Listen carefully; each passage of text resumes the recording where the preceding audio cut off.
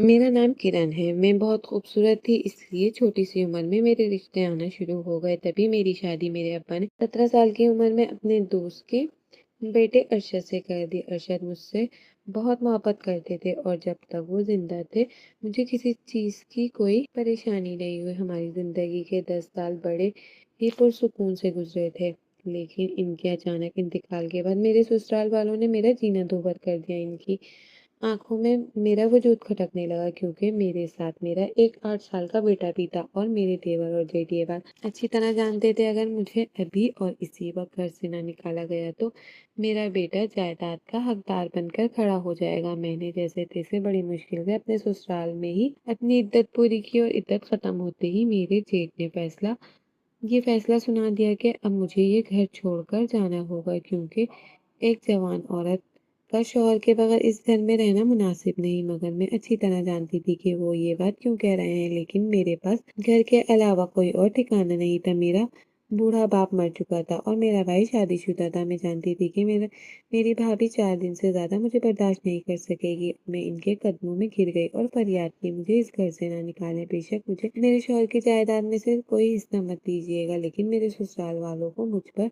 जरा भी रहम न आया और उन्होंने मुझे और मेरे बेटे को इस घर से निकाल दिया। मजबूरन में अपने 8 साल के बेटे को गोद में उठाए मैं के पहुंच गई। मेरे भाई ने मुझे देखकर सीने लगा लिया। 2-4 दिन तो भाभी ने मेरा खूब ख्याल रखा, लेकिन इसके बाद इन्हें एहसास हो गया कि मेरा बेटा मुस्तकिल भाई की जिम्मेदारी बनने वाला है, तो इनका रवैया भी खराब होना शुरू हो गया। मैं घर की बेटी से कब घर की मुलाजमा बन गई मुझे खुद भी पता न चला। भाई सारा सारा दिन नौकरी पर होता और भाभी घर का सारा काम मुझ पर डालकर अपने कमरे में आराम करती रहती। मुझे घर के काम काज में कोई मसला नहीं था, लेकिन जब मेरी भाभी मुझे ताने देती और अपने किए जाने वाले एहसान में जताती तो मेरा दिल खून के आंसू रोता। मेरे भाई की बच्ची और मेरा बेटा तकरीबन एक ही उम्र थे। भाई ने अपने बच्चों को बहुत अच्छे स्कूल में दाखिल करवाया, लेकिन मेरे बेटे अरसलान को घर के काम काज के लिए रख लिया और मुझ पर ये बर्दाश्त ना हुई और मैं दिन रात इनकी खिदमत कर रही थी। वो मेरे बेटे को तालीम तक नहीं दिलवाना चाहती थी।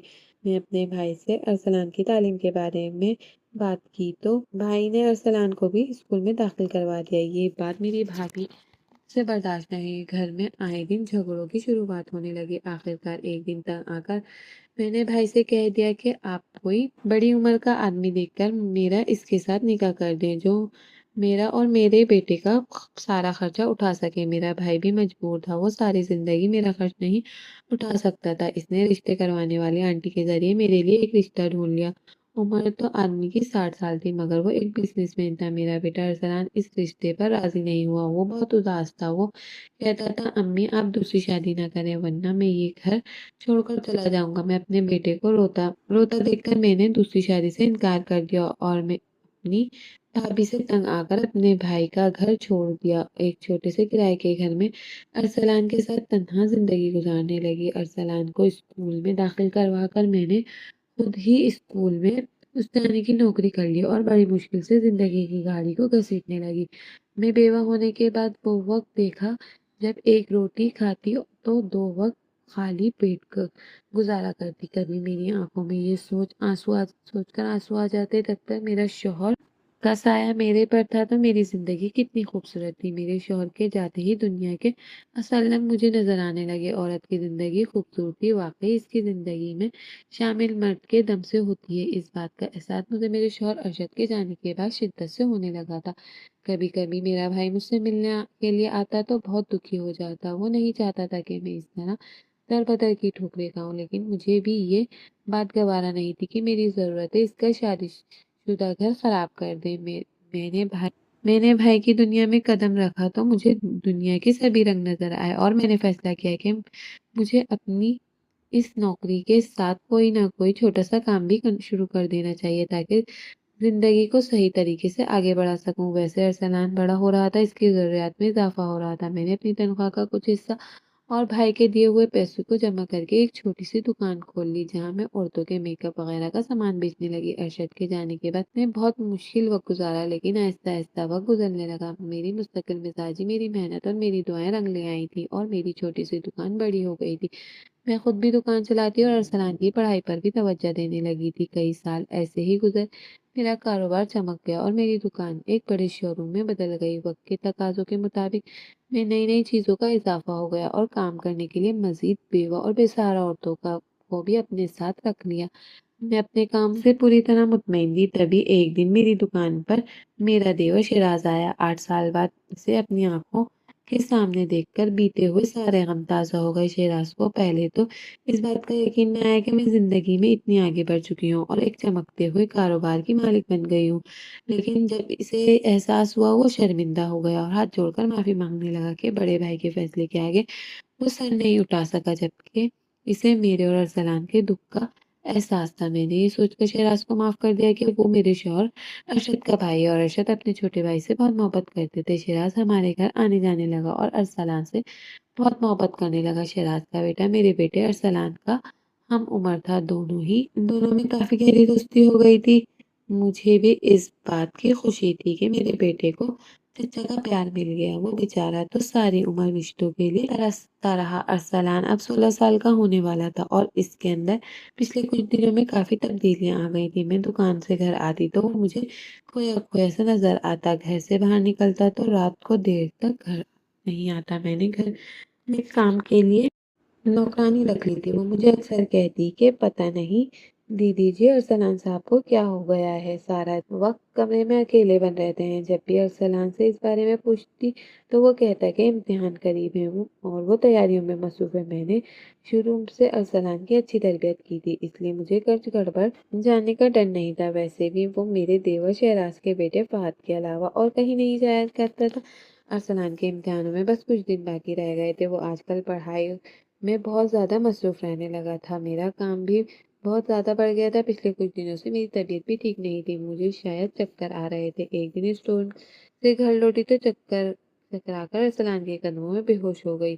وہ مجھے دیکھ کر پریشان ہو گیا اور فوری کلینک لے آیا، جہاں پہنچ کر میرے سر پر آسمان گر پڑا۔ یہ سردیوں کی شام تھی، لیکن پھر بھی میرا سارا وجود پسینے سے شرابہ ہو گیا۔ ڈاکٹر کے کلینک میں بیٹھی تھی اور جو بات ڈاکٹر نے مجھے بتائی وہ سن کر میرے ہوش اڑ گئے۔ مجھے اپنے کانوں پر یقین نہیں آ رہا تھا، یہ کیسے ممکن تھا کہ میں حاملہ ہو گئی تھی۔ میرے قدموں تلے سے زمین نکل گئی۔ ایک بیوہ عورت بھی شوہر کے انتقال کو کئی سال گزر گئے اور ڈاکٹر نے مجھے بتایا کہ میں 2 ماہ سے امید سے ہوں۔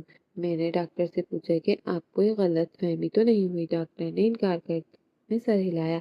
میں تبھی اپنی رپورٹ اٹھائے خاموشی سے کلینک سے باہر نکل آئی تھی۔ میرا بیٹا کھڑا تھا، مجھے دیکھ کر فکر سے پوچھنے لگا، امی سب خیریت تو ہے؟ ڈاکٹر نے کیا کہا ہے؟ آپ اچانک بے ہوش کیسے ہوئی تھی؟ ارسلان کے سوالوں پر اس سے نظریں چرانے پر مجبور ہو گئی تھی اور میں اسے کیا بتاتی کہ یہ میں کیسے حاملہ ہوئی ہوں، اور وہ بھی عمر کے اس حصے میں۔ وہ مجھے بد کردار ٹھہرا دیتا، جبکہ مجھے تو خود بھی سمجھ نہیں آ رہا تھا کہ یہ کیسے ہو گیا۔ میں نے اپنے شوہر سے بے پناہ محبت کرتی تھی اور شوہر کی وفات کے بعد میری زندگی میں ایسا کوئی نہیں تھا جس سے میرا تعلق تھا، لیکن میری رپورٹس پھر کس بات کی گواہی دے رہی تھی کہ میرے شوہر کی جگہ کوئی اور لے چکا ہے۔ میری آنکھوں کے سامنے میرے مرحوم شوہر کا وجود چلا آیا۔ میں کبھی اس سے بے وفائی کرنے کا سوچ بھی نہیں سکتی تھی، تو پھر کسی کے ساتھ ناجائز تعلقات قائم کرنا تو بہت الگ بات ہے۔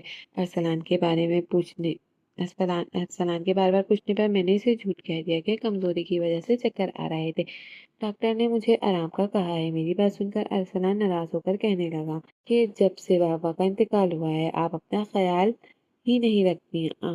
اب آپ رات کو جلدی سو جایا کریں، ملازموں کے ہوتے ہوئے بھی آپ کو گھر کے سارے کام خود کرنے ہوتے ہیں، پھر ملازم رکھنے کا کیا فائدہ؟ اور میں اتنا چھوٹا بھی نہیں ہوں کہ آپ میری فکر کریں، پریشان رہیں۔ میں جانتا ہوں کہ بابا کے جانے کے بعد آپ کو میری زیادہ فکر ہے، لیکن اس کا یہ مطلب نہیں کہ آپ اپنا خیال نہ رکھیں۔ اس کی بات سن کر میں دکھ میں مسکرا دی۔ پہلے ہی میں ارشد کے اچانک چلے جانے پر پوری طرح ٹوٹ پڑا، اب سالوں بعد اس خبر نے مجھے ہلا کر رکھ دیا تھا۔ اس وقت ارسلان کا ساتھ نہ ہوتا تو شاید میں جینے کی امید بھی چھوڑ چکی تھی، لیکن کبھی کبھی محبت اور امید انسان کی آنکھوں پر ایسی پٹی باندھ دیتی ہے کہ اس کے سامنے والے کی برائیاں کوتاہیاں نظر ہی نہیں آتی۔ شاید میرے ساتھ بھی کچھ ایسا ہی ہوا تھا۔ میں ارسلان سے کتنی شدید محبت کرتی تھی کہ میں اس کی خامیوں کو جان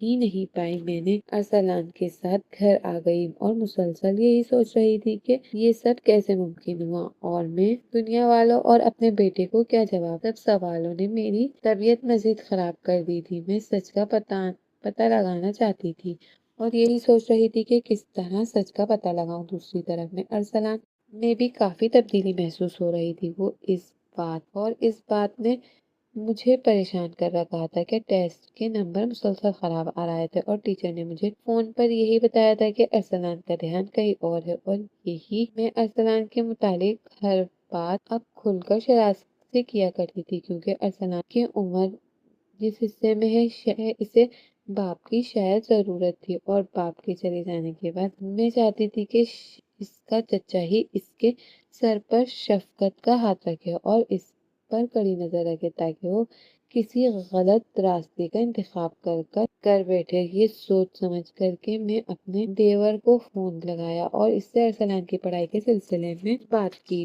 وہ کہنے لگا، بھابھی آپ پریشان نہ ہو، ارسلان پڑھائی کے لیے میرے ہی گھر آتا ہے، وہ سارا دن یہیں گزارتا ہے۔ اس کے بعد مجھے کافی تسلی ہو گئی تھی۔ ارسلان بھی آج کل میری بہت زیادہ فکر کرنے لگا تھا۔ اس کا یوں میری فکر کرنا مجھے بہت اچھا لگ رہا تھا۔ میرا بیٹا جوان ہو گیا تھا، لیکن میں اس کا حال کیا کرتی جو میرے بیٹا پروان چڑھا رہا تھا۔ ڈاکٹر نے مجھے صاف کہہ دیا تھا کہ عمر جس حصے میں داخل ہے، بچے گرانے کے بارے میں مت سوچے۔ اس لیے میرے پاس یا اس کے علاوہ اور کوئی چارہ نہیں تھا۔ میں یہ پتہ لگاؤں گی کہ یہ بچہ کس کا ہے۔ دکان کے علاوہ نہ ہی کہیں آتی جاتی تھی اور نہ ہی میرا کسی سے کوئی ایسا رشتہ تھا۔ میرے گھر میں ارسلان کے علاوہ کوئی اور مرد نہیں تھا۔ میرے لیے حقیقت جاننا بہت مشکل تھا کہ یہ سب کس نے کیا ہوگا۔ جو کچھ بھی ہوا تھا وہ میرے علم میں نہیں تھا۔ یقیناً رات کے اندھیرے کا ہی سہارا لیا گیا تھا۔ یہ سوچ کر میں اپنی ملازمت کے آگے ایک پیشکش رکھتی، اگر وہ ایک رات میری جگہ میرے بستر پر سو جائے تو اسے 5,000 انعام میں دوں گی۔ وہ خوشی خوشی 5,000 کے لالچ میں راضی ہو گئی۔ میں نے اسے اپنے بستر پر لٹا کر منہ تک کمبل اڑا دیا اور کہا کہ جو مرضی ہو جائے وہ یہاں سے نہیں اٹھے گی۔ پھر میں خود لان کی طرف کھلنے والے کمرے کی کھڑکی کے پاس جا کر چھپ گئی۔ مجھے بھی معلوم نہیں تھا کہ میرے اس طرح کرنے سے مجھے یہ پتہ چل جائے گا کہ نہیں میرے ساتھ جو کچھ ہوا تھا اس کا ذمہ دار کون ہے، لیکن اتنا تو مجھے اندازہ ہو گیا تھا کہ کسی نے رات کی تاریکی کا فائدہ اٹھا کر ہی میرے دامن پر داغ لگایا ہے۔ کافی دیر وہاں کھڑے رہنے کے باوجود کوئی ہلچل نہیں ہوئی تھی، اور پھر جب میں نے مایوس ہو کر واپس لوٹنے کا ارادہ کیا تو اچانک سے کمرے کا دروازہ کھلا تھا۔ تب میں نے سانس روک کر کمرے کے اندر کا منظر دیکھنے لگی اور یہ دیکھ کر میری جان نکل گئی کہ آدھی رات کو میرے کمرے میں کوئی اور نہیں بلکہ میرا بیٹا آیا تھا، جس نے مجھے کہا تھا کہ وہ ساری رات فہد کے ساتھ گزارنے والا ہے، اور کچھ دیر پہلے ہی میں نے شراز کو فون کر کے اس بات کی تسلی بھی کی تھی کہ وہ اسی کے گھر میں موجود ہے۔ اور پھر ارسلان اس وقت یہاں کیا کر رہا تھا؟ میں حیران ہو کر اسے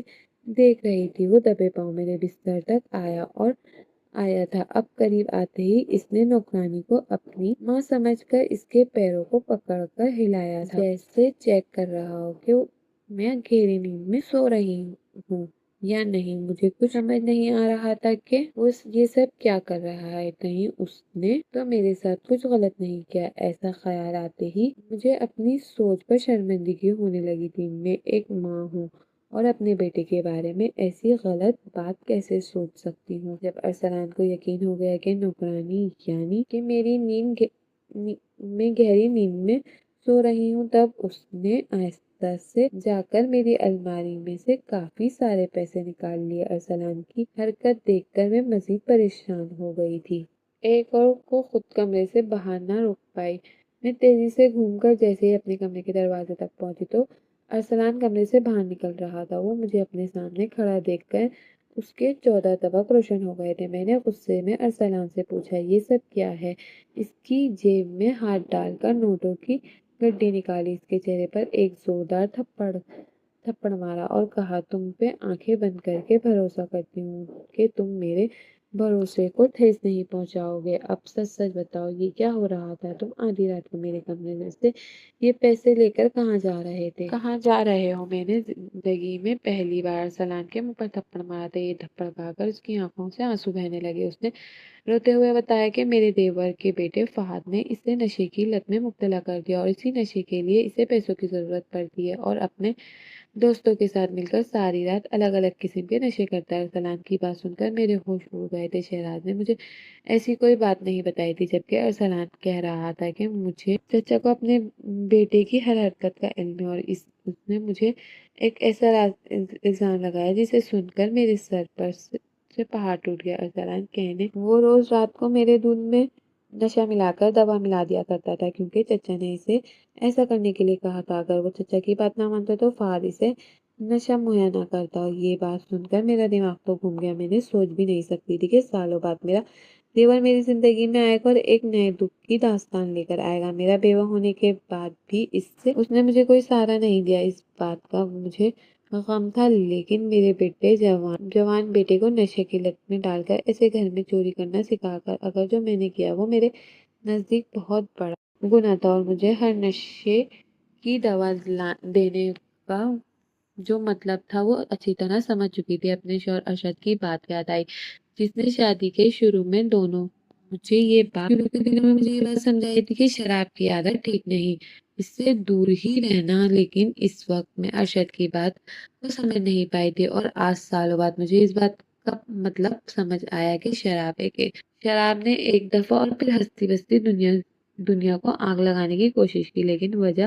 معلوم نہیں ہوئی۔ میں نے ارسلان کو سختی سے کہا کہ وہ آئندہ اس نشے کے بارے میں سوچے گا نہیں اور میں خود آدھی رات کو ہی شہراز کے گھر پہنچ گئی اور اس کی بیوی کے سامنے اپنے سارے سوالات پوچھنے لگی۔ وہ گمسم سا رہ گیا۔ اس نے مجھے ساری حقیقت بیان کر دی۔ ارشد کی موت کے بعد مجھے گھر سے نکال کر ان لوگوں نے ہماری جائیداد پر قبضہ کر لیا، لیکن شہراز اپنی عیاشی کی وجہ سے اس جائیداد کو سنبھال نہ سکا اور ہر چیز بیچ دی۔ بہت مشکل سے نوکری کر کے وہ گزارا کر رہا تھا۔ بظاہر وہ لوگ اچھے خاصے رہتے تھے، لیکن گھر کے حالات اندر بگڑ چکے تھے۔ وہ اپنے بچوں کی تربیت بھی ٹھیک طرح سے نہیں کر سکتے تھے اور اس کا جوان بیٹا نشے کی لت میں مبتلا ہو گیا۔ جب شہراز نے مجھے اتنے بڑے کاروبار چلاتے دیکھا، اس کی نیت کاروبار کے ساتھ ساتھ مجھ پر بھی خراب ہو گئی کیونکہ میں اب بھی بہت خوبصورت تھی۔ اس نے میرے بیٹے کو اپنا نشانہ بنایا اور نشے کی لت میں مبتلا کر کر ہر رات میرے ساتھ بدسلوکی کرتا رہا، یہاں تک کہ میں حاملہ ہو گئی۔ اس نے سوچا کہ جب میں حاملہ ہو جاؤں گی تو اپنی بدنامی کے ڈر سے نکاح کے بارے میں سوچوں گی اور خود مجھ سے نکاح کر لے گا۔ اس طرح وہ میرے جمے جمائے کاروبار کا بھی مالک بن جائے گا اور نشے کی وجہ سے ارسلان بھی اس کے رستے کا کانٹا نہیں رہے گا۔ شہراز حقیقت جان کر میرے ہوش اڑ گئے۔ پہلے ہی میں اپنی زندگی میں کیا کم تکلیفیں اٹھائی تھی جو اب شہراز میرے لیے ایک مصیبت بن کر کھڑا ہو گیا تھا۔ میں نے اس سے کہا کہ وہ اب یہ خواب دیکھنا چھوڑ دے۔ مجھے مظلوم سمجھ کر مجھے استعمال کرا اور مجبور ہو کر استعمال ہوتی چلی گئی۔ میں وہاں سے باہر نکل کر سیدھا پولیس اسٹیشن گئی۔ شہراز پر مقدمہ درج کروایا۔ اس کے بیٹے فہد بھی، جس نے میرے معصوم بیٹے کو نشے کی لت میں مبتلا کیا تھا، وہ دونوں باپ بیٹے جیل میں تھے، اپنے کیے کی سزا بھگت رہے تھے۔ خدا کا کرنا ایسا ہوا کہ میرا عمل خود بخود ضائع ہو گیا تھا۔ اس وقت کے بعد میں نے کبھی دوبارہ اس رشتے پر بھروسہ نہیں کیا کہ آج میں پلٹ کر اپنی پوری زندگی دیکھتی ہوں تو مجھے لگتا ہے کہ میرے بیوہ ہونا بھی شاید میرا گناہ تھا۔ ہمارے معاشرے میں ایک بیوہ عورت کے جینے کا حق کو کیوں نہیں دیا جاتا؟ اگر اپنی اولاد کی خاطر دوسری شادی نہیں کرنا چاہتی تو اس معاشرے میں اس قدر ذلیل اور رسوا کیا جاتا؟ کیا مجھے اس وقت اپنے بیٹے کو چھوڑ کر دوسری شادی کر لینی چاہیے تھی کہ شادی کے بعد میرے بیٹے کو وہ پیار ملتا جس کا وہ حقدار تھا؟ آپ سب لوگ ان سوالوں کا کمنٹ سیکشن میں ضرور جواب دیجیے گا۔ شکریہ۔ اللہ حافظ۔